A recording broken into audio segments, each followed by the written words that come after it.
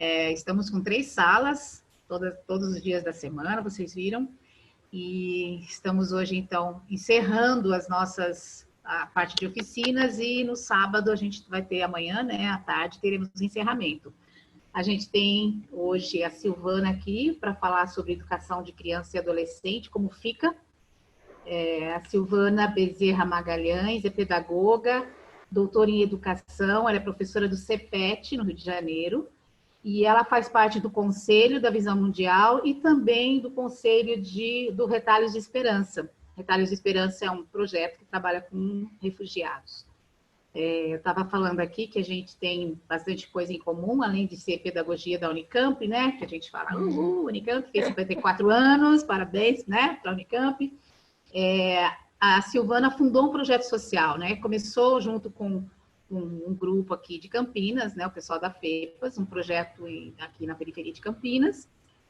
Não foi 86? 86? Não, 96. 95. 95, 86 você estava nascendo, né? 95. Não. Tá, isso, faz de conta. 95, chama Direito de Ser, uma organização social. E em 2000, eu acho, porque eu sou muito ruim de data, eu fui ser coordenadora lá. Então, ela começou, fez toda a proposta de um trabalho com crianças, né, da periferia, muito forte na área de arte, né, da arte e educação. Até hoje é uma marca desse projeto. Ele, né, está em funcionamento aqui. E em 2000 eu fui ser coordenadora lá também. Então, a gente tem esse afeto por esse projeto, e a gente está junto também no Retalhos de Esperança, junto com a Rosa, que está aqui, né, Rosa Bonfim está aqui com a gente, que mistura também isso, né, arte, artesanato, com refugiados, e o encontro, você pode depois se informar um pouquinho sobre esse projeto. Então, é muito bom, Silvana, ter você aqui. Deus tem usado a Silvana para chamar pessoas para essa causa do refugiado, e também, né, em relação à educação, ela tem feito muita coisa, e é muito bom ter você com a gente. Nós já oramos juntas aqui, pedindo que Deus use a Silvana, e que também a gente possa estar aberto, né, para aprender. Estamos todas aqui, todos que estão aqui, provavelmente, né, de uma forma ou outra, são em situação de educação, de alguma forma ligados, né? E a gente está o tempo todo com filho, com amigo, a gente está o tempo todo, né, nisso, aprendendo e também compartilhando com outros. Então, é bom, Silvana, ter você aqui, que Deus te abençoe, e que a gente também possa estar com o nosso coração e nossa mente aberta para aprender juntos. Bem-vinda. Obrigada, Tânia. Boa noite para... Acho que são todas, né? Não tem nenhum todo. Boa noite para todas. Eu sei que as pessoas estão entrando aí nesse horário meio complicado. Obrigada, Juliana. Obrigada, Renas. É uma honra, uma alegria estar aqui. Alguns lugares todos a gente fica feliz, mas alguns a gente fica mais feliz. Eu sei quanta gente aí envolvida com causas sociais, e eu sempre falo que eu fico imaginando quantas crianças, né? Eu sempre oro, qualquer situação que eu vá falar, porque normalmente eu falo para pessoas que lidam com outras pessoas, e eu sempre falo assim, meu Deus, que responsabilidade, porque cada uma de vocês toca quantas pessoas, quantas vidas. E se for uma vida, né? Vale mais do que o mundo inteiro.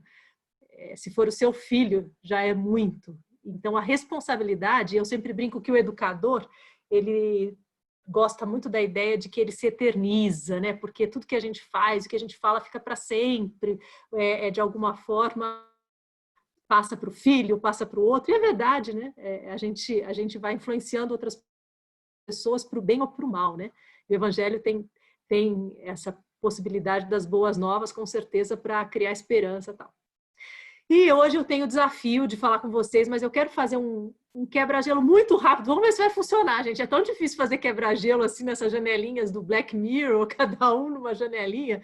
Mas olha só, vocês têm um desafio. Quem não fizer vai pagar uma prenda, hein? Vou ter que dar um castigo, fazer educação tradicional aqui.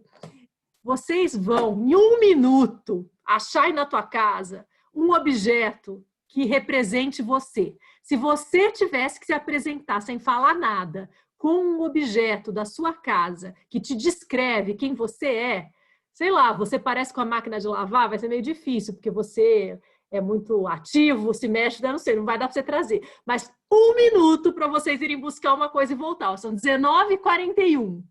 2 no máximo. 19h42, tá? 19h43 para 44. Podem ir e voltar. Vocês vão mostrar o objeto, hein? Tá bom?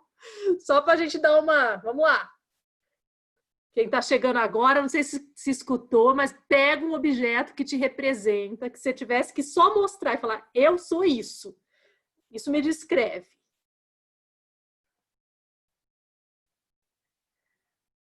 Não vale pegar só para fazer de conta, hein? Você não pode mentir que é pecado.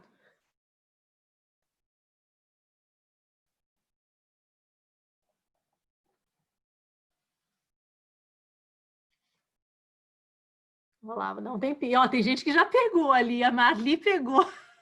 Gente, o desafio vai ser a gente adivinhar o que que é, porque não vai dar tempo todo mundo falar, hein? Vamos ver.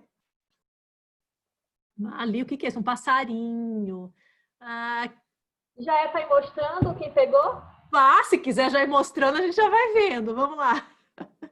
Enquanto os outros estão chegando, já pode ir mostrando e falar rapidinho lá. Quem quiser, olha, o meu é não sei o quê. Não descreve, só fala o que é que a gente vai deduzir. Vamos ver. Marli, mostra o seu pra gente. É um pássaro? Uma borboleta. Uma borboleta. Muito simbólico. Essa sou Beatriz, uma linda borboleta feita à mão ainda, artesanal, né? Beatriz, o que é o seu? Um leão. Que eu amo artesanato e esse aqui foi feito de papel, parece que não, mas é. Eu amo Gente, que coisa linda. Parece uma foto. mas tudo de papel. Acredito. Muito lindo. Patrícia, já pegou? Mostra aí, Patrícia. O que é o seu? Eu sou livro e estou mostrando o celular porque eu não tenho condição de mostrar aqui a televisão, porque eu sou louca por ler e sou louca por séries e filmes. Então, assim... joia! E peguei livro, que é livro dos cursos que eu ando fazendo, né? Comunicação não violenta, essas coisas todas. Joia! Que bom que tem os dois lados, o filme e tem o livro também. A Rosa não precisa falar, Rosa, já vi. A Rosa mostrou o mapa mundi. A Rosa, quer falar ou posso falar? A Rosa Sim. conhece. Então, ela ama viajar e ama missões, né, Rosa? Te descreve, realmente. Quem mais aí? Quem quer mostrar aí? Quem mais que pegou, que eu não estou vendo? Juliana pegou o que é um walkie-talkie?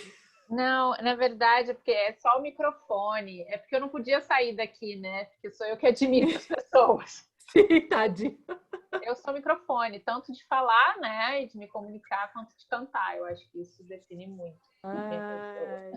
Joia. Quem mais que já pegou? Ariane pegou, Ariane? Peguei. Acho que... Descreve para nós. Justiça. Uhum. Acho que Muito as bom. relações, assim, eu tento ser justa, mas essa sede por justiça. Que lindo. Quem mais pegou aí que eu não estou vendo? Eu Daniele, o peguei. que é isso, Daniele? Um guarda-chuva? Sombrinha? Um dia que ela achou, tá chovendo aí, aqui tá chovendo. Bom, tá, até que tá chovendo. Mas, na verdade, eu fui lá dentro correndo, mas difícil é saber descrever a gente. Eu queria trazer um dos meus filhos, porque a ideia, o sentimento que eu tenho com meus filhos de proteger, de cuidar, de querer fazer o bem para eles, às vezes é um sentimento que eu tenho quando eu vejo uma pessoa numa situação de risco, de vulnerabilidade, de...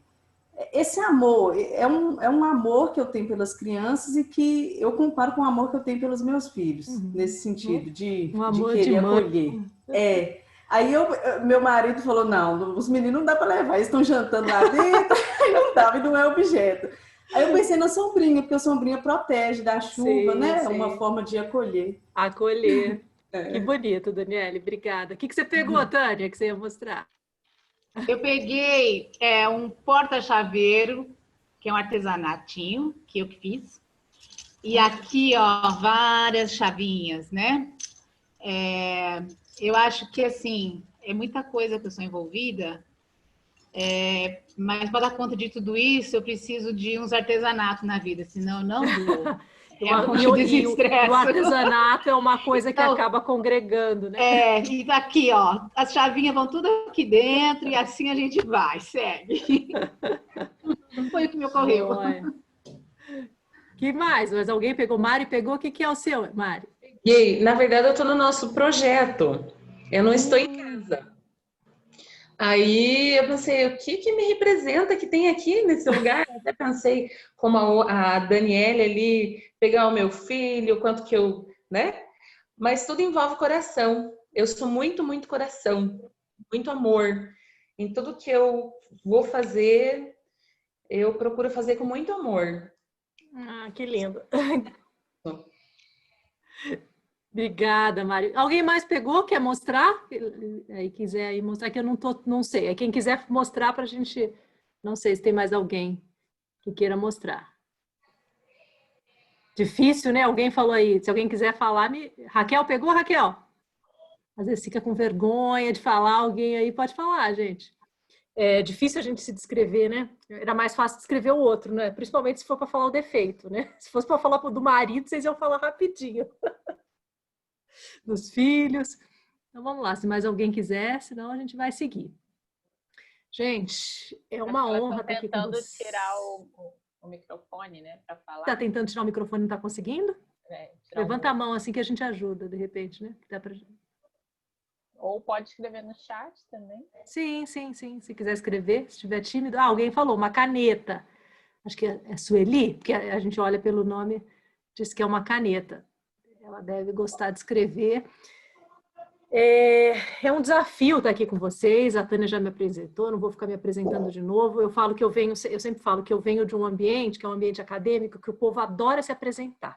E aí acho que eu peguei tanta irritação disso, que às vezes as pessoas ficam 10 minutos. Eu já vi gente ficar 10 minutos se apresentando. Aí eu falo, quanto mais você se apresenta, é mais insegurança que você tem, que você precisa mostrar alguma coisa da tua identidade para o outro, para se afirmar de alguma forma, porque 10 minutos se apresentando, né, gente?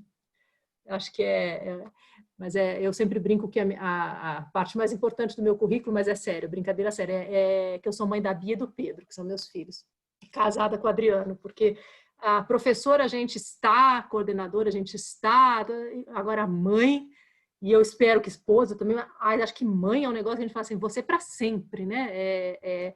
Tanto que não existe uma palavra para mãe que perde os filhos, né? Porque você é mãe para sempre. E acho que é alguma coisa muito, muito forte na minha biografia. E tudo a ver com educação. Eu vi que tem gente aqui que é de projeto social, a grande maioria é de projeto social. Levanta a mãozinha ou escreve no chat. Tem alguém de escola formal? Tem alguém que trabalha em escola formal ou a maioria é projeto? Aí qualquer coisa vocês escrevem aí para mim. E eu queria começar, antes de compartilhar minha tela para conversar com vocês, eu vou fazer um negócio diferente. Eu pensei tanto, eu falei, a Tânia me deu um desafio, porque aí você fala, pô, mas a mulher é pedagoga, doutora em educação, qual o problema de falar sobre educação? Mas, gente, está se falando tanta coisa, tem tanta coisa repetitiva, e é tão desafiador falar de educação agora na pandemia, que eu vou fazer um negócio ao contrário aí, vamos ver se vai, o que vocês vão achar, se gostarem, se for interessante, tomara, se não for exatamente o que vocês estavam esperando, mas eu acho que é uma discussão muito importante que a gente tem que fazer. Eu falo que tudo que eu falo, pelo menos tem muita verdade, assim, eu acho muito importante a gente falar sobre o que a gente vai falar hoje. Eu acho fundamental. E vocês que são de projetos sociais, estão na vantagem, porque eu sei que algumas coisas que eu vou falar sobre educação, vocês já transcenderam. Os projetos, ao meu ver, os projetos sociais, os trabalhos sociais, eles conseguem estar além do que as escolas. Eu não sei se vocês concordam comigo, mas a educação formal tinha que aprender com os projetos sociais. Porque como nos projetos a gente não tem aquele currículo fechado, a gente não tem aquela estrutura formal tradicional, a gente cria mais, a gente faz coisas que a escola deveria... Até essa era a ideia do meu doutorado, acabei fazendo outra coisa. Mas como é que a gente deveria aprender as metodologias, algumas metodologias dos projetos sociais em geral e repensar isso na escola. Mas, enfim, para começar, antes de compartilhar minha tela, eu queria que você pensasse aí, quando fala educação, na tua experiência com educação, com escola principalmente, mas o que vier quando fala educação, pode não ser escola. Pensa uma coisa muito boa, uma experiência muito boa que vem à tua mente. Infelizmente, como nós não temos tempo suficiente, nós não vamos conseguir compartilhar. Se alguém quiser colocar no chat, é bem legal que vocês possam ir interagindo para a gente poder ter um retorno de vocês. Mas Qual é a melhor experiência que vem à tua mente quando eu falo assim, qual é a minha memória de educação? Qual é a minha memória de educação formal ou não formal? Talvez da escola ou de algum projeto. O que vem a melhor experiência que te marcou profundamente? Pensa aí um pouquinho. Depois que você tiver pensado na melhor, pensa na pior. A pior experiência, quando fala assim, uma experiência muito difícil, muito ruim, ligada à questão educacional, que te marcou negativamente, muito fortemente. O que vem à tua mente? Vou compartilhando a tela aqui enquanto você pensa. Alguém até já compartilhou. A Daniela disse que ela estava lecionando em 2018. Ah, tá, que ela não está na escola. Mas se quiserem colocar ali, qual foi a melhor e qual foi a pior e por quê? Pensa um pouquinho nisso. Eu vou compartilhar uma tela enquanto isso aqui com vocês.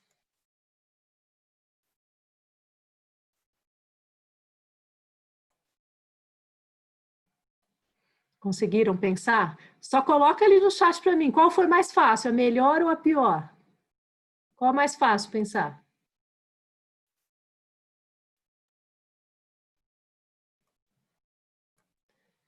Estão vendo a tela que eu estou compartilhando? Ok? Joia. Que eu não estou conseguindo... Ah, tá, deixa eu tentar botar. É uma aventura aqui. Bota o chat de um lado, bota as pessoas do outro e bota a tela no outro aqui, né? Eles têm que fazer uns negócios mais bem feitos para a gente conseguir enxergar tudo de um jeito... Pronto. Já estou enxergando tudo. Ser premiada por um trabalho escrito, trabalhos em grupos, fazíamos de forma teatral. O reconhecimento dos alunos, as pessoas estão escrevendo. O que eu queria conversar com vocês um pouquinho? Eu estava olhando para começar a pensar na fala de vocês, eu comecei a olhar muita coisa. Falei, deixa eu ver, apesar de eu já saber, o que as pessoas estão falando nesse momento sobre a educação das crianças e dos adolescentes. Me ajudem aí. Se você tivesse que pensar uma palavra do que se está falando agora de educação na pandemia, o que estão falando muito aí? O que você está vendo nos jornais, está vendo na televisão? O que as pessoas estão falando muito? O que você está lendo? Quando a gente fala educação nesse momento, o que vem à tua cabeça? Pelo menos alguns escrevam ali para mim no chat para ver se eu captei insegurança, alguém colocou. O que está sendo falado nesse momento? Eu vou colocar algumas palavras que eu vi que eram as mais frequentes. Desafio. O que a gente tem encontrado quando fala retorno das aulas, a desigualdade. Eu vou colocar aqui uma tela com algumas palavras que eu tenho encontrado. Vejam se essas palavras coincidem. Ó, falta de estrutura. Vejam se essas palavras são palavras que vocês têm percebido muito fortemente agora quando a gente fala sobre educação. Concordam comigo que isso está muito forte? Claro, pandemia, Covid, coronavírus, mas desigualdades, ensino presencial, distanciamento social, estrutura escolar, mídias digitais, vacina. E quando a Tânia me falou do tema, e eu fiquei pensando, eu falei, gente... Fazer uma oficina para falar o que todo mundo está falando de novo, nem eu tenho paciência. Eu não sei como é que vocês estão se sentindo, mas a gente só está escutando e não estou subestimando a importância dessa discussão. Pelo contrário, mas a gente está falando muito assim.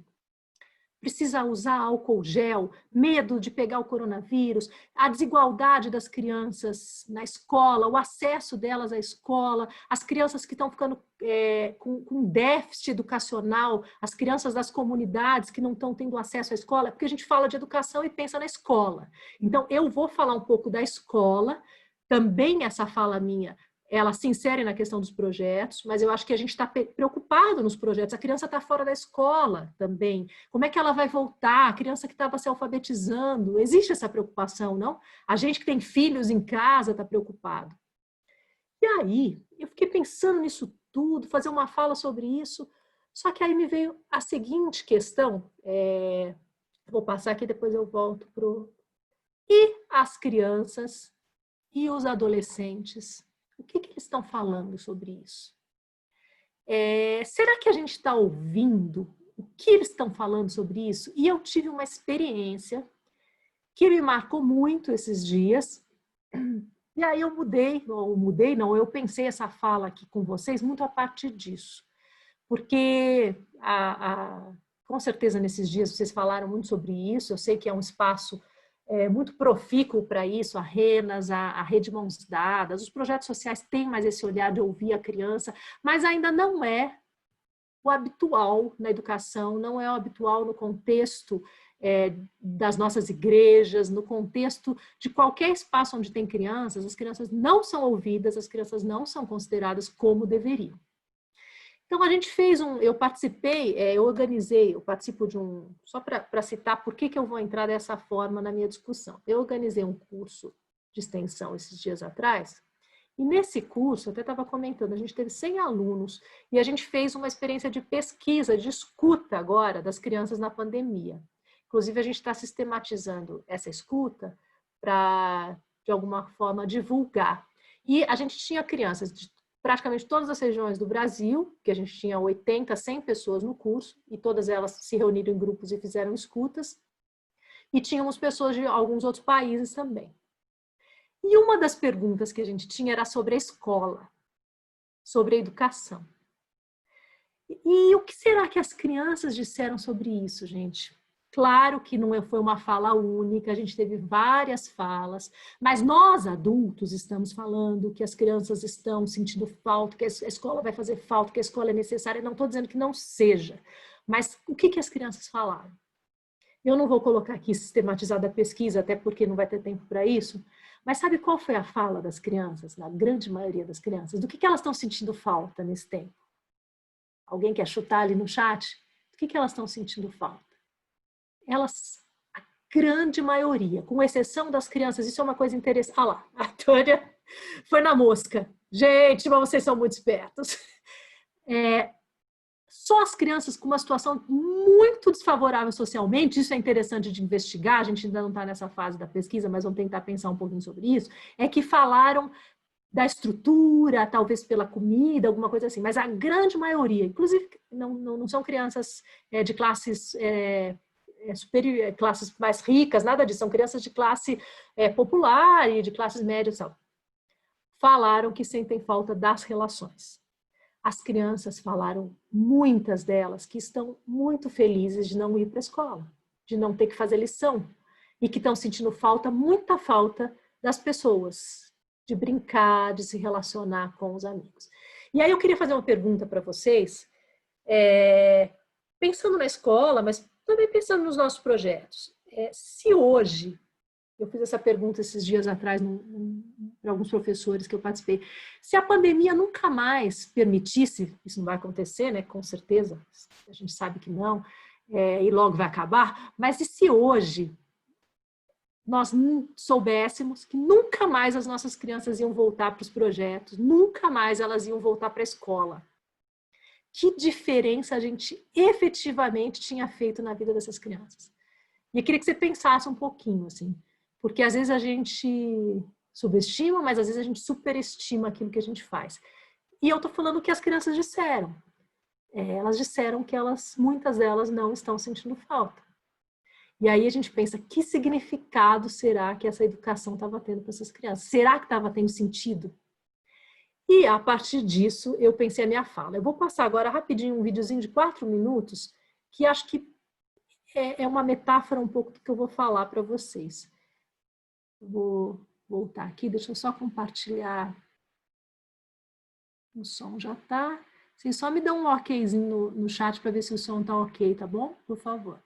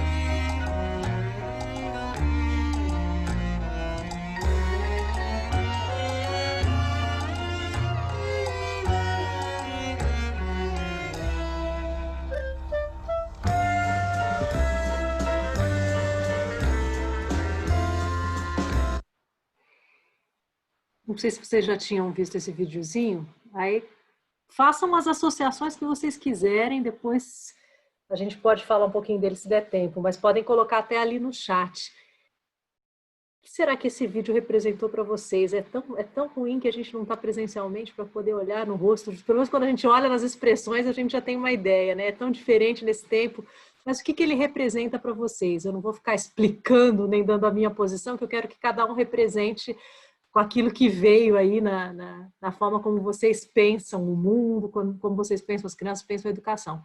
E aí eu fiquei pensando, falar sobre essas questões da pandemia, da segurança, do medo, são importantes. Mas o problema que a gente tem que discutir, gente, a gente tem que conversar, as questões da educação, elas são anteriores. A gente não pode ficar achando que essas questões surgiram agora. E aí, quando eu vejo toda essa discussão, querendo resolver se vai colocar a máscara, se vai botar alguma coisa divisória entre as crianças, como vai fazer para que eles aprendam virtual ou presencialmente, essas discussões são muito pequenas e muito posteriores. E hoje eu queria falar de questões anteriores com vocês.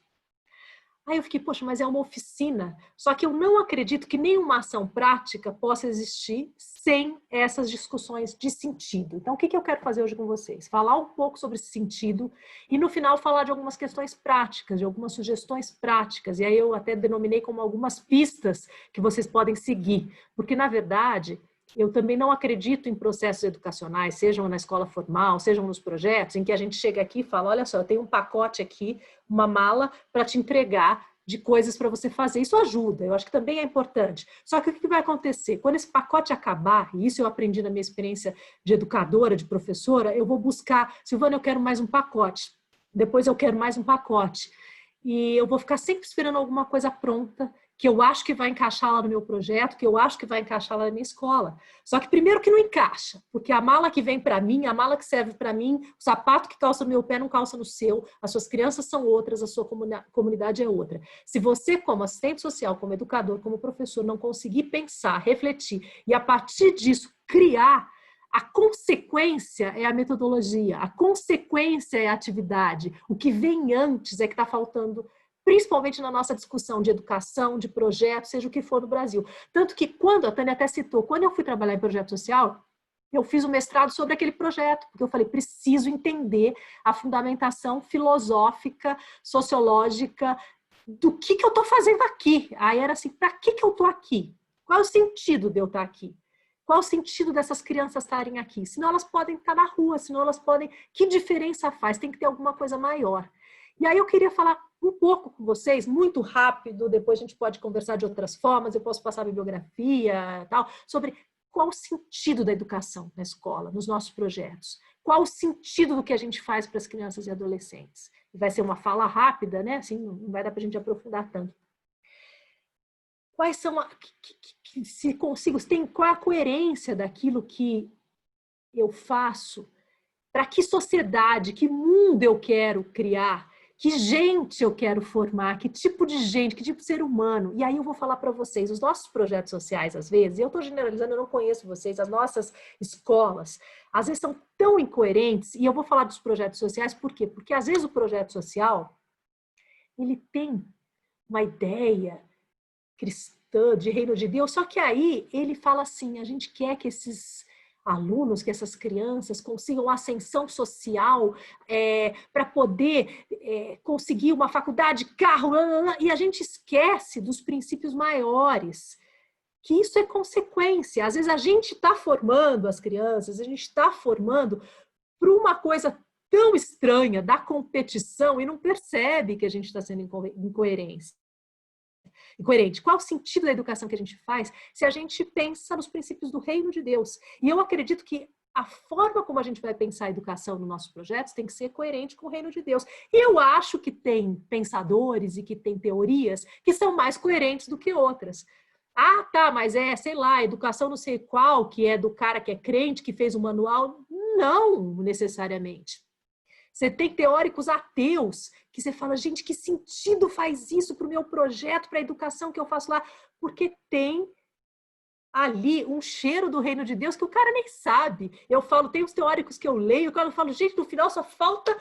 às vezes eu estou dando aula sobre alguns teóricos de educação, eu falo, no final só falta orar e fazer apelo, porque o negócio é assim, esse cara, brincando, né? Mas assim, fala do reino de Deus sem saber. Então, que tipo de educação que faz sentido? E é um pouco sobre isso. Eu não vou falar sobre a segurança ou não segurança da escola. Essa não é a questão fundamental, é o que vem antes, é o sentido disso que a gente faz. Porque se a gente ficar 1 ano, 2 anos, 3 anos, do jeito que a gente está em muitas instituições, em muitas escolas, a gente não está fazendo a diferença que a gente poderia fazer. E aí eu lembro, ano passado, eu fui, a Rosa até foi também, para o Senegal, e eu fiz uma pesquisa com as meninas de uma aldeia e eu queria entender qual era o sentido da educação para elas. E uma das meninas falou o seguinte para mim. Eu perguntei para ela, falei, se você tivesse que falar para uma menina que quisesse sair da escola, o que você falaria para ela? Pensem para uma criança brasileira dessas da minha pesquisa, eu acho, não sei, o que essa criança ia falar? Sabe o que essa menina disse? Ela falou assim, eu falaria que não era para ela sair, porque a melhor coisa, a coisa mais importante que ela pode fazer para mudar a vida dela é continuar na escola. Por que para essa menina tinha esse sentido e a nossa escola, e às vezes talvez algum projeto que a gente participa não tenha esse sentido? Os projetos eu sei que tem muito mais.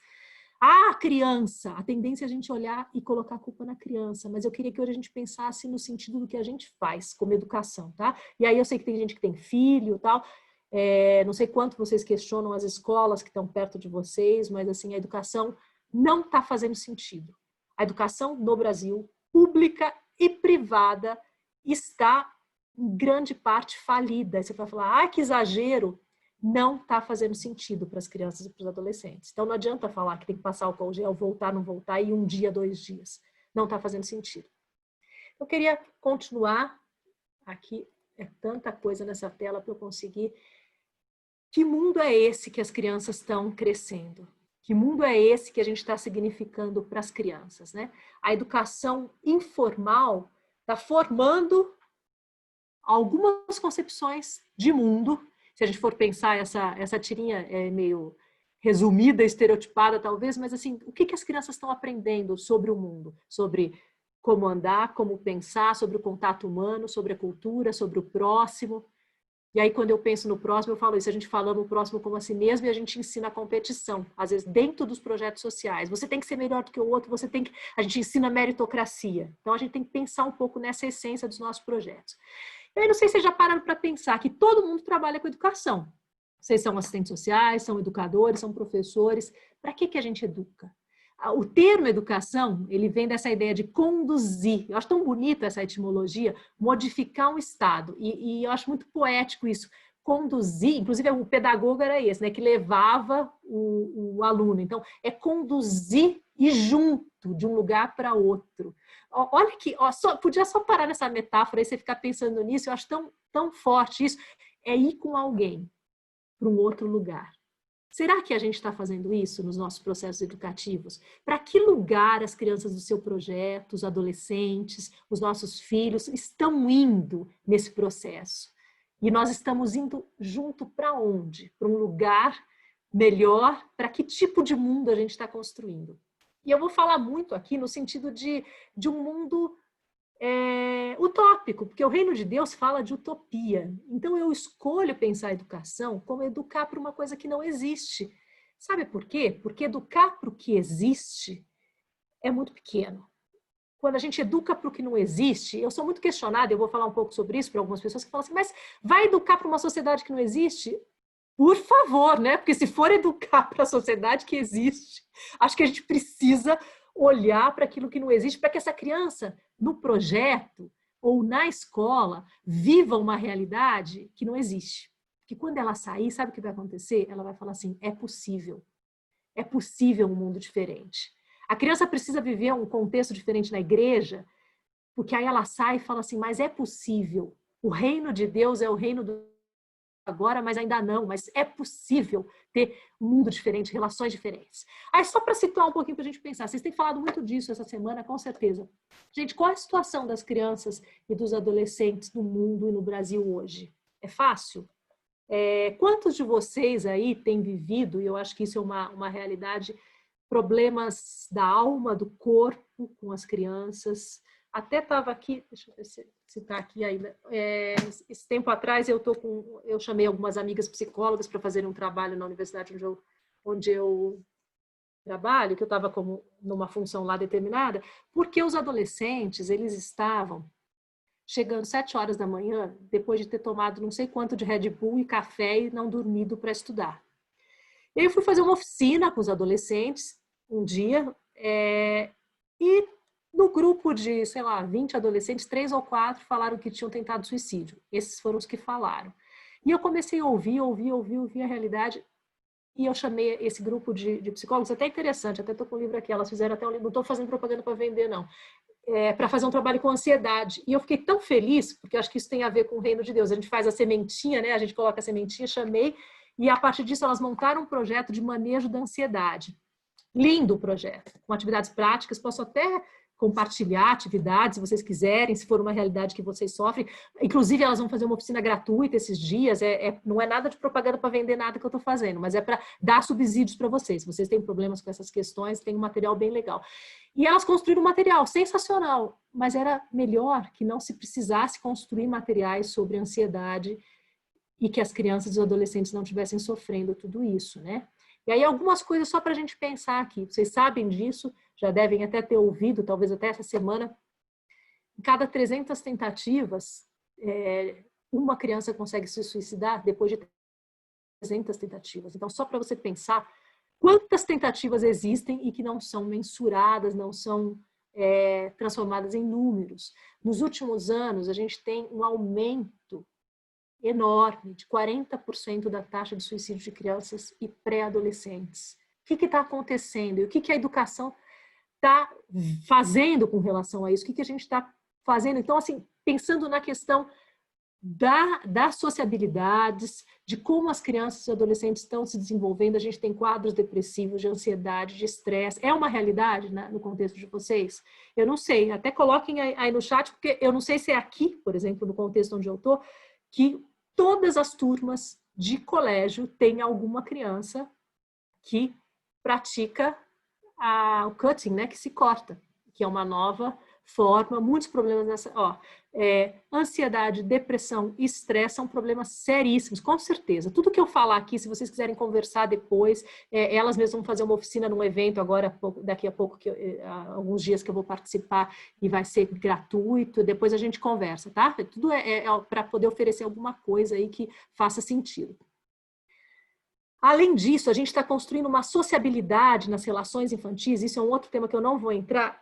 No final, eu vou subir, não deixe esquecer, eu vou sortear um outro livro, também não é para vender, porque eu só tenho 2, gente, é um livro meu, então eu não estou fazendo propaganda, e eu vou sortear um para vocês. Ai, pai, depois eu quero comprar. Não tenho, tá, gente? Então, assim, gente sem noção é isso, a gente fez, vendeu tudo, mandou tudo para o Senegal e não tem dinheiro para fazer mais edição, mas aí tem um para sortear para vocês. Me lembra, Tânia ou Juliana, me lembra depois de eu fazer isso aí para poder, que fala um pouco sobre isso. A gente está criando crianças doentes, adolescentes doentes, que vivem em torno da competição, desde as classes populares até as classes mais abastadas, ao ponto de adoecerem e de morrerem e de se suicidarem pela questão das redes sociais. São realidades que vocês sabem, que são muito presentes. Isso eu trabalho um pouco no livro, talvez possa interessar essa questão do consumismo, tal, que eu não vou entrar aqui.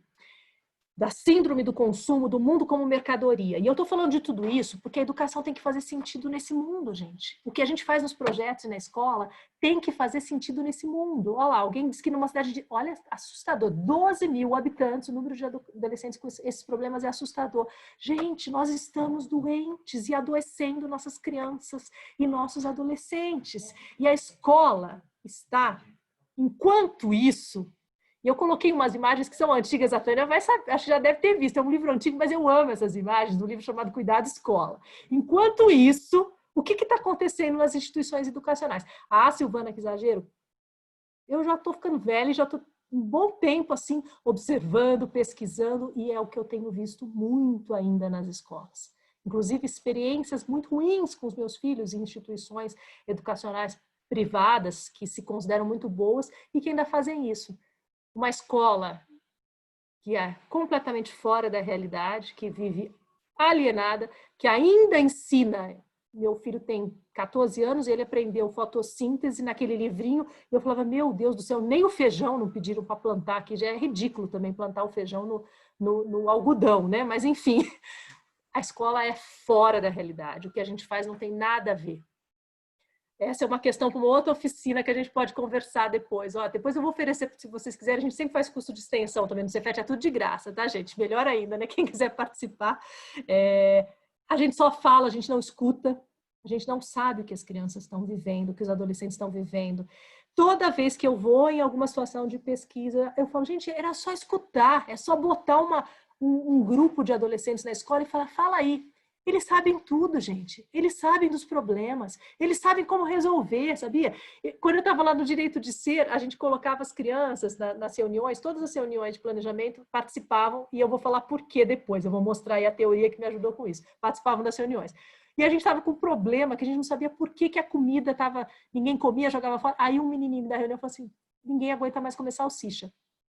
Por isso que a gente está deixando o resto. E a gente não tinha percebido isso. Você fala que coisa óbvia. Mas precisou a criança dizer pra gente que o problema era porque estava muita salsicha, quem é que aguenta comer salsicha todo dia, né? Mas a gente não escuta. A escola faz isso, né? A gente quer colocar todo mundo num lugar, os nossos projetos também às vezes fazem isso, e a gente fala que a criança é problema, a criança não se adapta. Lá no Direito de Ser, e eu fiquei lembrando muito do Direito de Ser, a gente fez o quê quando eu estava lá? Todos que os outros projetos não aceitavam, a gente aceitava. Acho que isso não acontece mais, imagino, né? Mas na época tinha projeto que expulsava, não queria mais. Aí a gente falava assim, a gente aceita. E eu lembro que a gente fazia uma recepção diferente para essas crianças. E nunca esqueço de um menino que ele chegou no projeto e eu era coordenadora, né? Ia receber e falava, a gente está tão feliz que você veio para cá. E o menino tinha sido expulso do outro. E a gente fazia uma comemoração para receber. Então, primeiro aquela criança achava que a gente estava tirando uma onda, né? Como assim? Eu sou o problema da organização.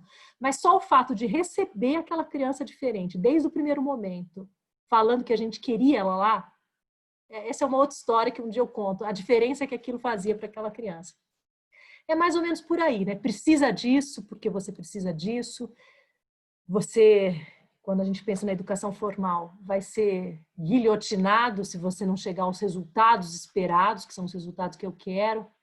E a gente faz projetos, a gente faz escolas, muitas vezes, numa perspectiva, e eu não vou entrar teoricamente discutir com muita profundidade, mas que não são do reino de Deus. Quer dizer, depende, né? Se você tem uma teologia estereotipada que acha que a teologia do coach, que você merece, que você vai ganhar, que você vai ter vitória, vai ficar rico, milionário, isso é bênção, mas isso é uma teologia meio estranha, né? Que não está no Evangelho. Mas às vezes a gente constrói a escola, constrói os projetos a partir de uma ideia de competição, de mérito, desse mito das oportunidades iguais, de quem vai conquistar, e às vezes em projetos sociais, com pessoas desfavorecidas, a gente está fazendo isso e nem está percebendo. Eu participo de um projeto aqui na cidade, eu sempre questiono isso, falo, gente, vamos pensar na pedagogia que a gente está seguindo, se a gente não está passando essa mensagem. Essa é a mensagem do Evangelho para essas crianças. Ah, mas eu quero que ele melhore de condição. Claro, não estou dizendo isso. Ah, ele precisa sair. Claro que sim, mas não é essa a questão dele continuar naquela situação da miséria ou não. Mas é esse discurso que, sem perceber, a gente muitas vezes está afirmando na vida dessas crianças. Então, pensando um pouquinho sobre isso, gente, a gente tem uma história brasileira muito longa de violência em todas as esferas. Acho que ontem, não sei se alguém participou, acho que a Tânia falou que teve uma oficina sobre... eu até vi os slides, parece que foi muito interessante sobre a violência contra a mulher, foi ontem, não sei se alguém aqui participou. Nós somos uma sociedade violenta. A educação nossa, ela é violenta. Tem tanta coisa para a gente pensar sobre isso, mas a gente vem de uma herança medieval, que sabe o que a gente fazia nas escolas com as crianças? Disciplina, não sei se vocês sabem, mas disciplina é um instrumento de tortura, a palavra disciplina. A gente tem manuais, a gente tem o manual laçalista, por exemplo, que o Brasil usou, e ainda tem várias escolas que são laçalistas, não usam mais, mas que dizia assim, como é que você educa? Você pune com punições ordinárias e extraordinárias. A extraordinária é se o menino fizer uma coisa errada. Aí você coloca ele na frente de todo mundo e bate, tira a calça dele e bate para todo mundo ver. E as ordinárias era toda semana todo mundo levava uma surra.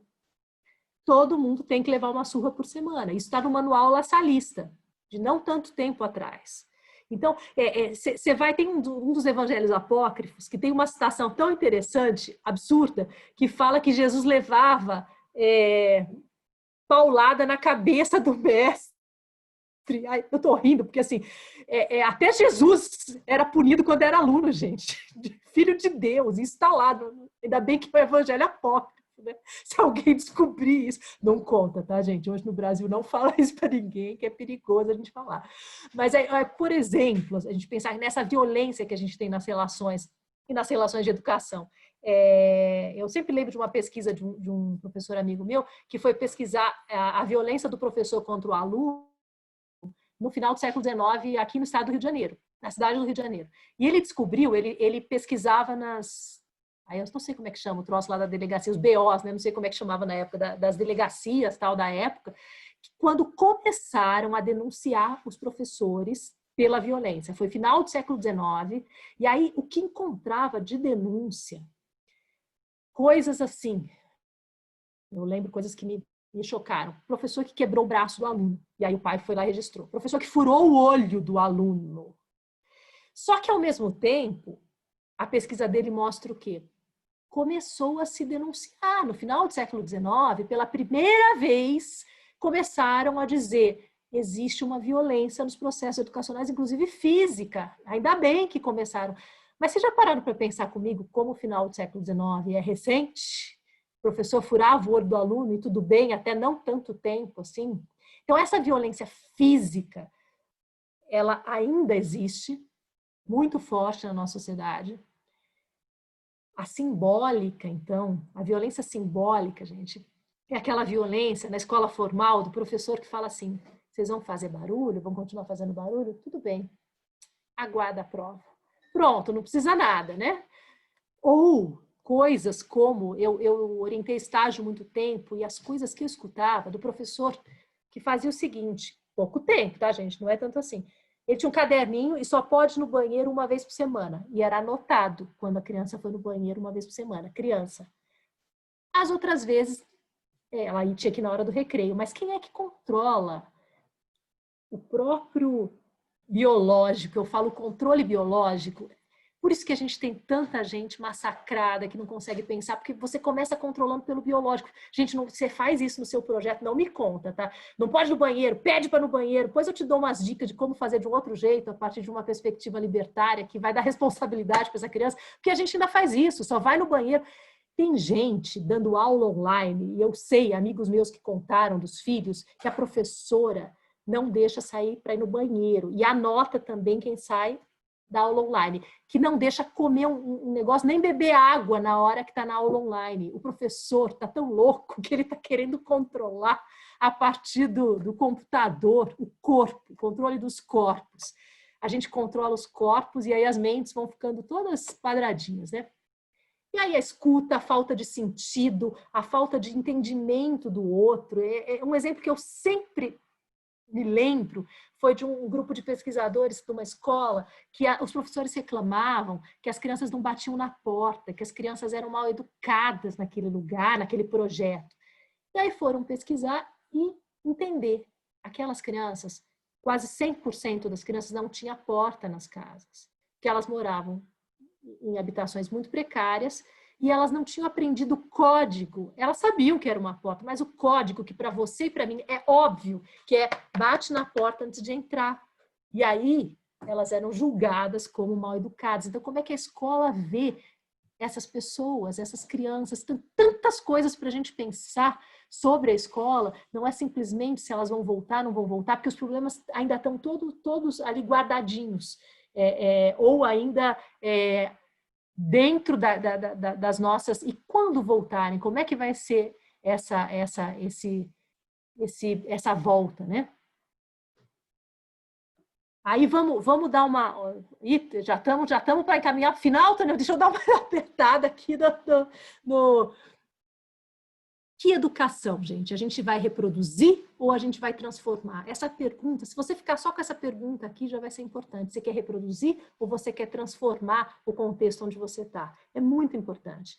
E aí eu quero dar, para encaminhar para o final a minha fala, e vocês terem perguntas, dúvidas, puxarem alguma questão importante, algumas pistas para uma educação com sentido. E aí eu vou falar de coisas que fizeram sentido para mim. Eu vou citar coisas. Por que são pistas? Porque eu não vou aprofundar, porque não dá tempo. E você, se quiser saber mais, vai procurar. Rastros do sagrado eu coloquei porque eu acho que tem coisas que nos ensinam sobre Deus, propostas educacionais para trabalhar com os nossos alunos, com as crianças dos nossos projetos, que nos ensinam sobre Deus, sobre o reino de Deus, sobre um reino igualitário. E aí eu coloquei 3 que eu vou citar para vocês aqui. A primeira delas, e são pouco conhecidas, tá? São experiências com a educação libertária. O que é essa educação libertária? São práticas de coletividade, de solidariedade e, principalmente, eu me aproximei a essas práticas para tentar entender, porque são experiências práticas. Eu citei aqui alguns nomes, que são o quê? Experiências em projetos sociais, em orfanato, em uma aldeia um projeto com infratores do século XIX e como eles organizaram esses projetos de uma forma diferente e que ensina para a gente formas diferentes de fazer educação, de fazer projeto. Com que algumas questões que eles trazem para a gente, que eu queria que vocês... Roscou aqui. Autonomia e responsabilidade, solidariedade, educação integral, construção coletiva. O que eu falei do banheiro, por exemplo, uma prática que eu trabalhava, inclusive na educação infantil, a partir dos libertários, era o quê? A criança pode ir no banheiro a hora que ela quer, você tem uma fichinha de menino ou de menina, como você quiser, e ela pega a fichinha, vai, volta e traz. Não precisa pedir, vai a hora que quer. E aí, às vezes, eu falo para os educadores, eles falam assim, mas e se todo mundo quiser ir no banheiro toda hora? Eu falo, na primeira semana vai ser assim. Porque a liberdade, você aprende. Isso é um princípio lá, todo trabalhado pelos libertários. Você precisa aprender. Depois, ele vai cansar e vai ver que... Agora, e se continuar? Eu falo, se continuar, meu filho, sua aula tá uma droga. Porque para ele querer ir no banheiro depois de 2 meses, toda hora, o banheiro ser mais legal do que a sua sala, tem alguma coisa errada aí com o seu projeto, com a sua aula. Uma outra referência que eu fui buscar lá quando eu estava no direito de ser, que eu comecei a conhecer essas referências. E hoje, inclusive, meu filho estuda numa escola com essa referência. Alguns falam, é um negócio esotérico. Gente, examinar todas as coisas e retende o que é bom. É isso que a gente tem que aprender a fazer, que às vezes a gente demoniza tudo. A pedagogia Waldorf me trouxe recursos para entender. Eu acho essa frase do Goethe muito interessante, porque ele fala, se amamos aos homens meramente como são, degradamos-los. Se os tratamos como se fossem o que deveriam ser, levamos-los aonde devem ser levados. Para mim, isso aqui é o Imago Dei. Eu vou olhar a dignidade humana e trabalhar em cima disso. Olha que coisa bíblica. E aí, uma coisa interessante que essa pedagogia traz, que você pode pesquisar mais, a educação, eles falam, a medicina é educativa e a pedagogia é que cura. Então, trabalham com essa ideia de que uma pedagogia que considera as dimensões humanas integralmente cura a criança. E aí trabalham com a arte, com a natureza, coisas que a gente tem esquecido e às vezes não sabe como fazer. Tem déficit de ausência de contato com a natureza, tem livros sobre isso hoje. A arte, a natureza, a espiritualidade, tudo isso, e aí estão trazendo coisas que a gente já fala, são curativos para aqueles problemas que a gente falou lá no início. A gente precisa resgatar isso. Então, não dá para saber agora, a gente pode falar um pouquinho mais nas perguntas, ou vocês podem pesquisar, podem me procurar depois, perguntar, e eu posso passar o que eu puder, tá? E um terceiro, não dá para trabalhar em projeto social sem ter estudado Paulo Freire. Eu fui estudar Paulo Freire de verdade lá no Direito de Ser. A gente fez um grupo de estudos com o pessoal da comunidade. Gente, Paulo Freire não é do diabo, Paulo Freire não é nada disso. Ele tem textos que ele fala, eu creio em Deus. Paulo Freire é um, que eu quando eu leio Paulo Freire, eu falo, só falta fazer apelo no final, porque o Paulo Freire é muito de Deus, gente. Tem que ler se você não leu. Ele fala do diálogo, ele fala da escuta, desse saber do outro, que é da experiência feita. Ele fala do inédito viável, da utopia que a gente precisa construir na educação, da amorosidade. O Paulo Freire deveria ser base para os nossos projetos sociais e para a educação que a gente constrói e vai construir nesse mundo pós-pandemia. Eu queria colocar duas citações e contar uma história aqui para finalizar e para a gente tentar conversar um pouquinho e vocês levantarem algumas questões que vocês queiram aprofundar. Eu acho que é outro autor que é muito importante para mim, que ele fala um pouco sobre isso. É nesse mundo que as crianças nascem, é nesse mundo que elas crescem. As crianças observam, aprendem, são profundamente afetadas pelo que veem e ouvem em sua relação conosco. Peraí que está na frente aqui. Diferentemente do que pensamos, elas não ligam e desligam quando estão conosco. Estão sempre conosco, interagindo, observando-nos, enquanto levamos nossas vidas. São profundamente afetados pelo que nós adultos fazemos. Afinal, nós somos a autoridade. Nós representamos o mundo. E eu queria contar uma história, já que hoje vai ser a minha inspiração, o direito de ser. Essa educação da amorosidade que Paulo Freire fala, relacionado com uma educação que tenha princípios bíblicos de amar até o fim. Eu lembro de uma história que me marcou muito. Havia um menino nesse projeto, e eu tinha 23 anos, né, toda inexperiente, ainda me considero inexperiente, apesar de ter muitos anos a mais, eu vou fazer 49, então vocês façam as contas aí. E esse menino, ele chegou no projeto, ele tinha sido fruto de um estupro, e a mãe era envolvida com tráfico, estava saindo do tráfico. O irmão dele foi me que ensinou do Paulo Freire também, porque o irmão dele, um dia, eu estava com slides falando sobre prevenção a drogas, slide, gente, olha como eu sou velha. E ele falou assim, tia, eu sei como é que faz o cachimbo do crack, pega o alumínio do Marmitex e faz, e começou a falar, e eu parei e falei assim, o que eu estou falando sobre droga? Eu não sei nada. E aí ele falou assim, e a droga é muito ruim, e a minha mãe já usou, agora ela parou, e eu parei, falei, desliga esse slide. Joga esse negócio no lixo quase, deixa esse menino falar. E eu fui estudar o Paulo Freire depois disso, porque eu falei, esse menino sabe, e eu não sei. E a gente começou a ouvir essas crianças. E aí, vamos falar sobre droga? Vamos organizar. Vocês vão falar e a gente vai discutir. E vocês vão dar aula. Porque eu não sabia nada. E eu estava lá como aluna do mestrado da Unicamp, falando sobre prevenção a drogas. Coitada de mim. Ainda bem que deu tempo de eu perceber. E o irmão dele, o Fabrício, tinha sofrido muito mais do que ele, questões de violência e tal. E o Fabrício chegou no projeto e ele só sabia desenhar caveira, ele só sabia desenhar sangue, era o desenho que ele fazia. A gente trabalhava muito com arte. E um dia, depois de quase um ano que ele estava no projeto, a gente continuava com o seguinte discurso: Fabrício, a gente te ama, a gente gosta de você, a gente valoriza você. Chegava nas reuniões, as educadoras falavam assim, o que a gente faz com o Fabrício? E eu falava assim, não sei, vamos continuar falando que a gente gosta dele, a gente tem que continuar amando. A única coisa que eu sabia falar era isso, porque a gente não sabia mais o que fazer com aquele menino. Você já teve um menino assim.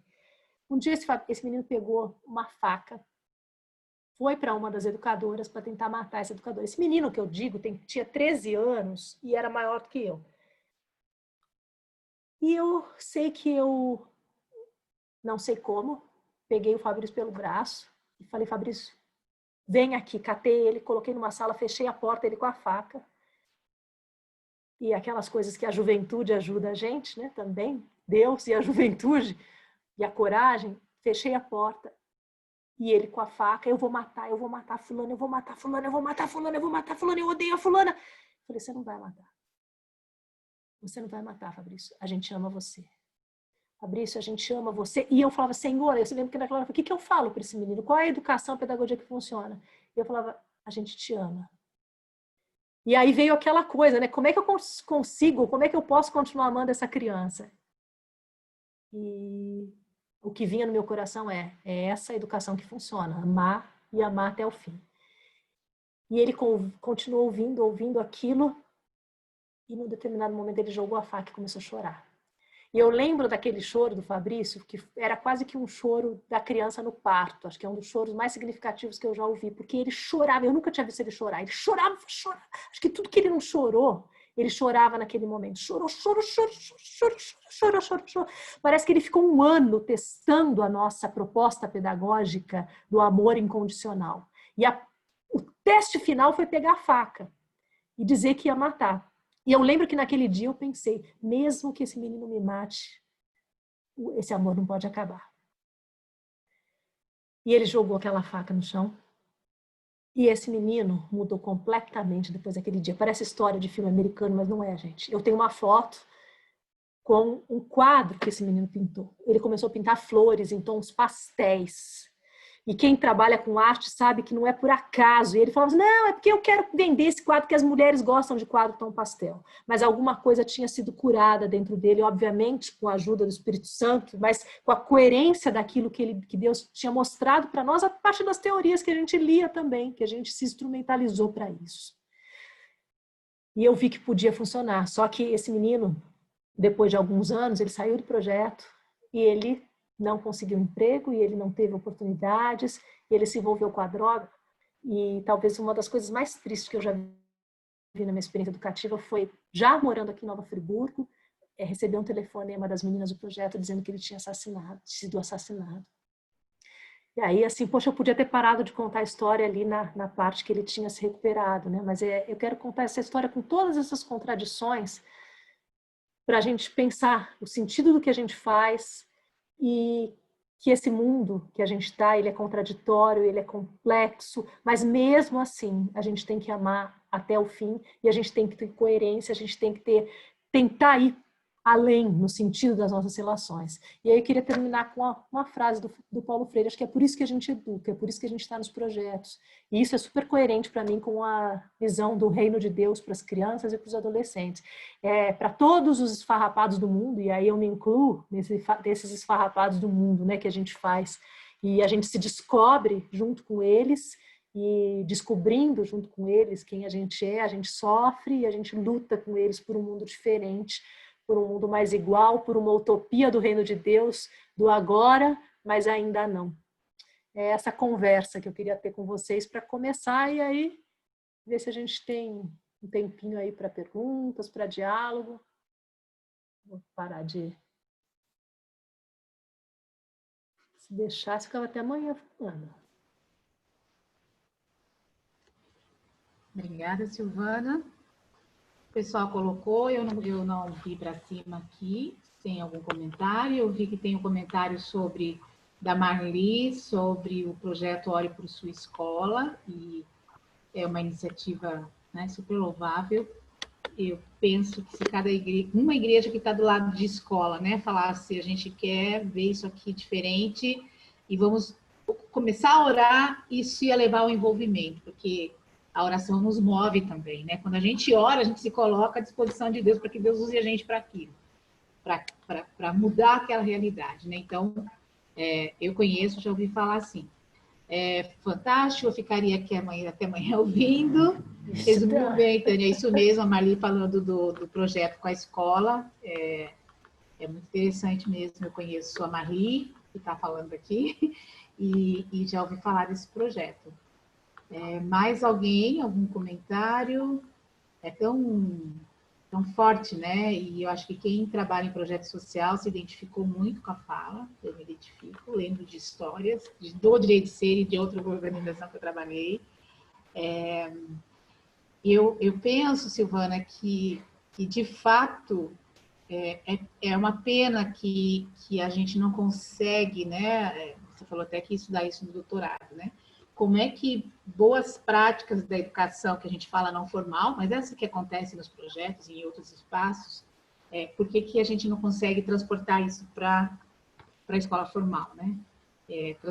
Transportar no sentido de práticas que considerem tudo isso, né? O sentido do que eu estou fazendo, e o Direito de Ser, esse projeto que a Silvana comentou, e onde eu trabalhei depois dela, a gente conseguiu manter essa linha de se perguntar cada coisa que a gente fazia, de perguntar, mas isso, por exemplo, uma coisa boba, né? Na hora do almoço, aquela zoeira, e tinha uma educadora que conseguia chegar e falar assim, 1, 2, 3. Esse era o código dela com eles, né? Então, quando ela falava 1, 2, 3, era porque era hora de fazer silêncio. Tá, mas aí uma hora, numa reunião de planejamento, a gente falou assim, em que lugar do mundo, quando você está falando, alguém vai falar, e é para você ficar quieto, alguém vai falar 1, 2, 3. Não existe isso na vida cotidiana, né? Não tem.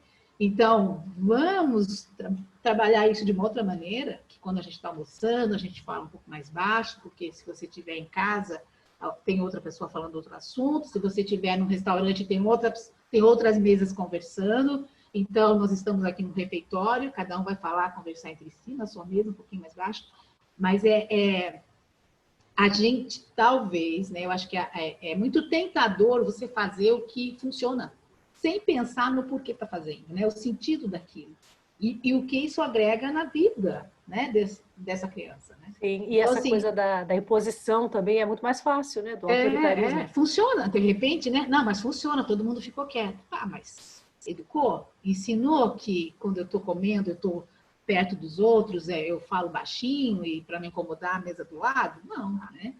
E coisas assim pequenas, né?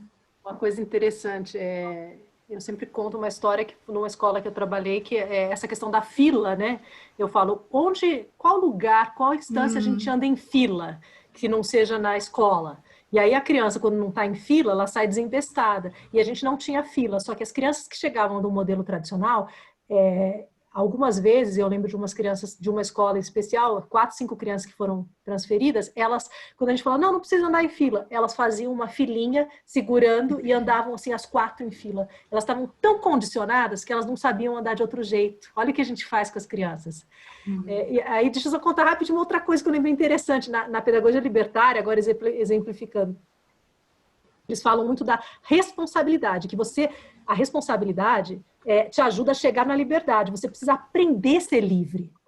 Você precisa ser educado para ser livre. E quando você tem a responsabilidade junto, você aprende a ser livre. Então, tem um exemplo interessante de uma pesquisa que um médico chegou para os alunos e falou o seguinte, eu tenho um paciente aqui, era mentira, né? Era uma simulação. E se vocês colocarem determinado remédio e pode dar choque e tal, vai ajudar, é um teste. E olha só, eu sou o responsável. Vocês podem dar o choque na intensidade que for, fazer o teste que for, qualquer coisa que acontecer, eu sou o responsável por esse paciente. E num outro grupo foi falado o quê? Olha só, vocês podem tratar o paciente, medicina é isso, vocês vão dar o choque, né? Mas vocês são responsáveis pelo que acontecer. O que aconteceu? Os alunos que achavam que o professor era o responsável, mataram o paciente, se o paciente fosse de verdade. Por quê? Porque a responsabilidade era do outro. Então, uma coisa que a gente precisa aprender, desde cedo com a criança, é ela lidar com a própria responsabilidade. Só que a gente tem medo disso, né? Eu vou deixar ir no banheiro, vou dar responsabilidade para a criança de 5 anos, e se ela? No fundo, a gente quer o controle, né? É isso que a gente quer na educação. E a gente é controlador na nossa sociedade, a gente é violento, a gente é controlador, a gente é autoritário. Fala para mim, vocês que são mães, é fácil a gente educar pela... Aí os filhos escutam daqui a pouco.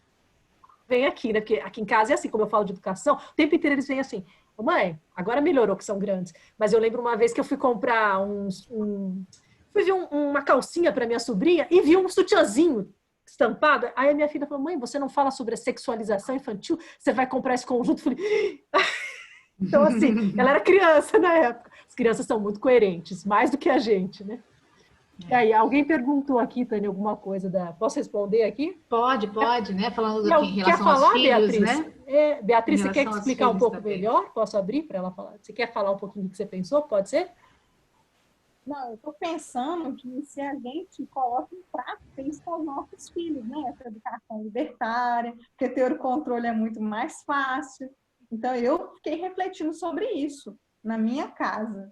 Você me levou a isso é ótimo. Então, que bom, que bom. Não é fácil não, Beatriz, eu vou dizer que é bem complicado, não? Primeiro porque a gente tem A educação, eu vejo muito que nós somos muito controladores na educação. Por exemplo, se você for comparar, não estou dizendo que é melhor nem pior, mas você vai ver, por exemplo, na maior parte dos países na Europa, com 3 anos na escola, a criança limpa o bumbum sozinha. Agora, você imagina numa escola, vamos pensar uma escola particular, se você deixar uma criança de 3 anos limpar o bumbum sozinha, o que vai acontecer? A professora vai ser demitida na hora. Então, a gente tem muito medo, e a mãe brasileira tem muito isso, e eu me coloco nisso, assim. Então, a gente tem também essa questão cultural que não é muito fácil para a gente deixar eles assumirem a responsabilidade. É fácil? Não sei se alguém tem. Então, assim, é uma questão de aprendizagem mesmo. A minha filha, por exemplo, foi no intercâmbio com 15 anos. Aí algumas pessoas falavam assim, você vai ter coragem de deixar ela ficar... Aí eu falava, meu Deus, acho que eu sou uma mãe desnaturada. Eu falava, não. Ela tem, vai ser bom, mas tem todo um trabalho para interior. Por isso que o educador precisa ser trabalhado. Eu falo, professor, educador, tinha que ter terapia, vale terapia, né? Para a gente poder trabalhar as nossas questões, porque a nossa profissão de lidar com pessoas é a profissão mais complexa que existe. E em projeto social em escola, então, gente... E eu vou dizer, é mais complexo do que num consultório, porque a gente lida com muitas questões ao mesmo tempo. Tinha que ser a profissão mais bem paga que professor, educador, e mais bem preparada, em todos os sentidos, porque é bastante complexo o que a gente faz. Então, você tem razão, Beatriz. Aqui fala também de não estarmos preparados para lidar com crianças e adolescentes e famílias inteiras que estão nessas situações. E os projetos, de fato, né, para ser ferramenta mesmo, né, e canal do reino de Deus, a gente sabe que são, mas é importante a gente estar se revendo sempre. É muito fácil a gente entrar no que funciona e não no que faz sentido. Achei muito interessante, né, que educação, que reproduz ou que transforma.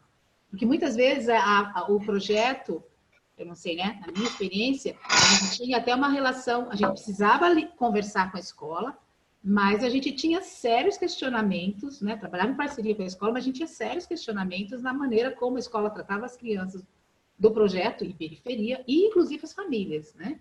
Então, não é simples esse diálogo, mas eu acho que é importante a gente estar refletindo sempre, né? Tomar por aí, estou reproduzindo ou estou trabalhando para transformar? E quantas vezes as crianças não ajudavam a escola, né, a falar, olha, lá no projeto acontece isso, e funciona. E aí o professor, às vezes, fala, opa, peraí, né, tem um outro caminho possível. E você pode estar influenciando lá também. Mas eu não sei se acontece com algum projeto aqui. Às vezes a escola cria uma rivalidade. Aqui na cidade também, eu lembro do Jeito de Ser, acontecia isso aqui também, porque a escola começa a ver que alguma coisa está funcionando. E às vezes no projeto as crianças gostam de ir. Eu não sei se acontece na realidade de vocês. E na escola não. E ao invés da escola, então, por exemplo, tem um projeto que eu sou voluntária aqui, que a gente tem feito o quê? Tentado aproximar a escola com muito jeito, para que haja esse... Aí eu até fui fazer algumas atividades lá, que eles pediram de cultura afro, de pintura, não sei o que, para tentar criar um vínculo, porque estava tendo um distanciamento, porque eles estavam ficando incomodados com a postura. Ao invés da escola ter essa abertura de ir para o projeto, o que vocês estão fazendo que está funcionando? Mas é difícil, né? A escola, eu falo, é a instituição mais difícil, mais do que... Assim, pensando não sei se eu for pensar na igreja, mas pensando nas instituições, organizações, empresas, seja o que for, ela ainda parou num modelo fechado, conservador. Tem até uma piadinha que fala que o cara chegou da Idade Média, foi até numa igreja tinha coisas modernas, aí quando foi na rua, ficou achando tudo muito estranho, um monge medieval que veio com uma máquina do tempo, quando ele entra numa escola, ele sente e fala... Ufa, estou me sentindo em casa, porque a escola só mudou o material das carteiras, né? É de plástico, mas continuam sendo... Espero que você não faça isso no seu projeto, tá, gente? Enfileirado do mesmo jeito, com o quadro na frente, a gente não muda nem a estrutura física. E o pior é quando o projeto social reproduz isso, porque tem tantas outras coisas, tantas outras formas de se fazer, só que às vezes a gente não consegue. É por isso que eu falei, precisa fazer essa discussão anterior, do sentido da coisa, porque senão a gente não consegue. Eu trabalhei numa escola que eu queria mudar o quadro de lugar, o quadro, a lousa, né? para que as crianças ficassem em círculo e ninguém mudava o quadro. O rapaz que tinha que mudar um dia chegou para mim e falou assim: você é louca? Quadro de escola tem que ficar na frente. Até o cara da limpeza, da manutenção, sabe o que é uma escola e tem que ser daquele jeito. Olha como está incorporado na cabeça das pessoas. E ele não tirava o quadro, gente, porque ele achava que escola tem que ser daquele jeito. Então, é tudo muito arraigado na nossa mentalidade, não é fácil mudar. E o pior, Tânia, é quando a gente faz isso, né? A gente leva o projeto essa realidade congelada. Olha lá, o outro está amando as férias. E também a questão das crianças que preferirem, são os primeiros a chegar no projeto e faltam na escola, né? E é interessante, isso é uma coisa bem, bem própria mesmo, né? A gente percebe.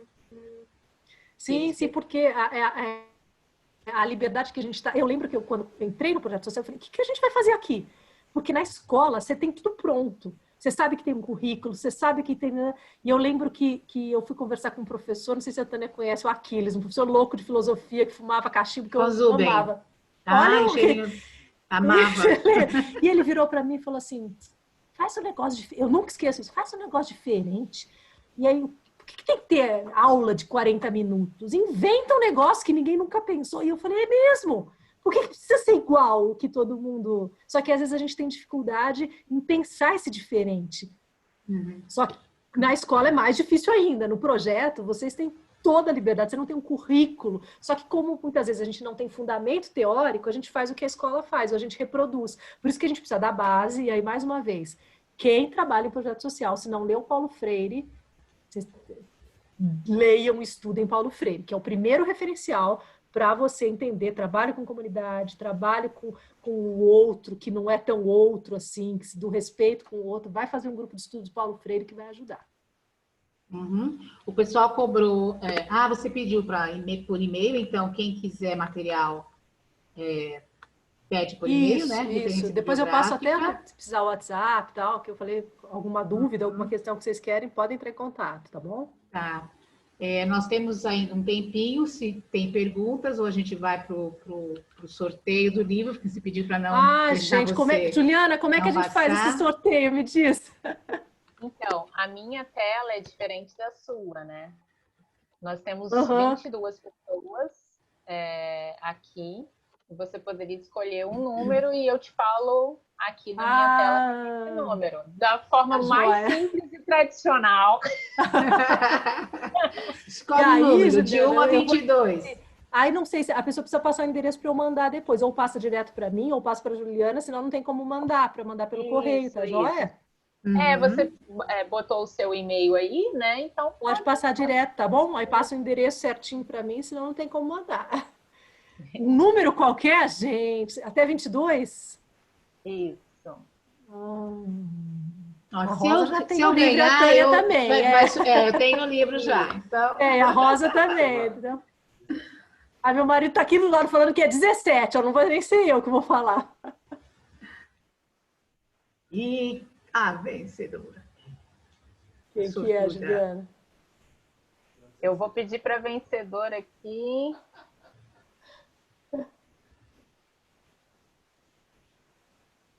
pedindo para ela abrir o vídeo, porque ela não está com o vídeo aberto. É a Carla. Carla! Abriu na hora! Tudo bom? Carla, você é da onde? Para eu saber onde é que eu vou mandar. Oi? Viçosa. Então, Carla, se você não quiser o livro, você fala que a gente manda pronto, mas você manda o endereço se você quiser, tá bom? Pode entrar. Obrigada, vou mandar. Nada, prazer. Manda no meu e-mail, fazendo favor. Vou passar aqui, ó. Fica mais fácil. Eu vou colocar aqui no chat, tem algumas pessoas pedindo. 98. Que hoje em dia, e-mail é coisa de velho, né? Tem que ser WhatsApp. Na verdade, tem que ser... Aí eu falo assim para minha filha, fala para a pessoa mandar uma mensagem privada. Mãe, não é mensagem privada. É outro nome que ela disse que... Mas aqui está meu WhatsApp, tá? A Mari pediu, se vocês quiserem mandar alguma mensagem, perguntar sobre alguma das pistas ali que eu dei, ou alguma outra questão. Cursos, divulgação dos cursos, né? Isso. Esse evento que vai ter agora vai ser na semana do Dia dos Professores. Vão ter 2 oficinas, essas minhas amigas, sobre ansiedade. Tem uma sobre suicídio também, são todas gratuitas. E eu acho que ainda está aberta a inscrição, tem que olhar, o evento é gratuito, é um evento aqui na cidade, tudo online, né? Então, assim, facilita, porque antes a gente fazia tudo muito presencial, tomara que a gente volte presencial, mas também que a gente possa continuar dando acesso a algumas coisas nos nossos espaços todos, né? Que essa troca, eu acho que ela também foi um ganho, né, pra gente. Talvez a gente não pudesse estar junto se não fosse a distância, né? Se não fosse o virtual. Vamos pensar no lado bom do virtual. Uhum. A Juliana colocou o podcast da Rede Mãos Dadas aqui. Rede Mãos Dadas, esse podcast é em relação ao meu educador, né, Ju? Isso. Meu educador, o Dia do Educador Social. Eles estão lançando agora o podcast, né? Vai ter uma série de podcast. É interessante que é o dia do aniversário do Paulo Freire, que ficou o Dia do Educador Social. Então, tem a ver com o que a Silvana falou, né? E a Rede Mãos Dadas sempre faz a campanha Meu Educador. O pessoal da BEM sabe disso e outros que estão aqui, que são ligados à Rede Mãos Dadas, sabem disso também, né? E é legal a gente valorizar. E é muito bom. A gente estava conversando antes de começar aqui a nossa oficina, que um dos ganhos desse modelo, né, online foi que nós tivemos muitos educadores participando nas oficinas. E sempre foi um desejo de Renas chegar até os educadores. E não é possível todo mundo ir para o encontro nacional. O último foi no Rio de Janeiro, já foi em Manaus, já, né? Sergipe será o ano que vem, se Deus quiser.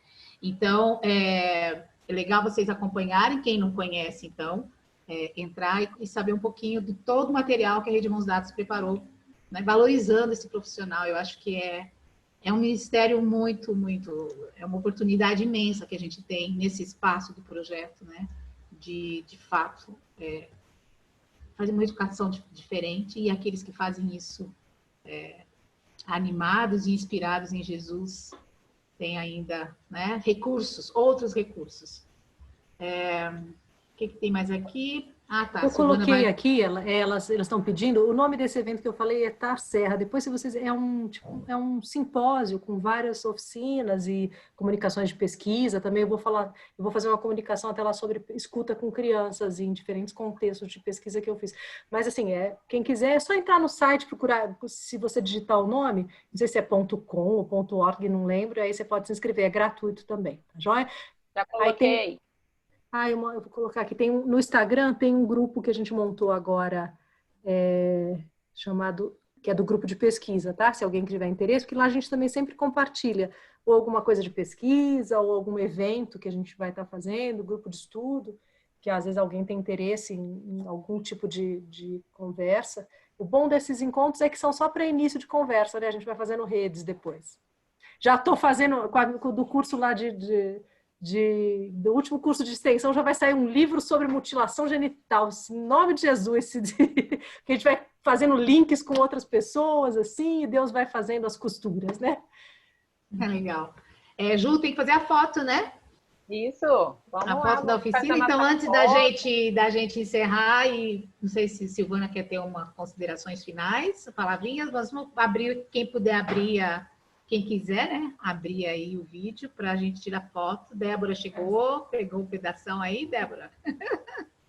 Só agradecer, gente, e não vamos perder a esperança e vamos continuar, porque eu sei que não é fácil. Então, que Deus abençoe vocês. Eu sei que é difícil, é uma luta, mas é para a eternidade aí, essas crianças, os pais, os filhos delas, e a coisa continua e a gente faz um pouquinho e Deus multiplica, né? Que Deus abençoe muito vocês aí na vocação, que eu sei que cada dia talvez seja mais árdua, mais difícil, mas que é tão importante. Então, um privilégio, uma honra estar aqui com vocês, servindo vocês.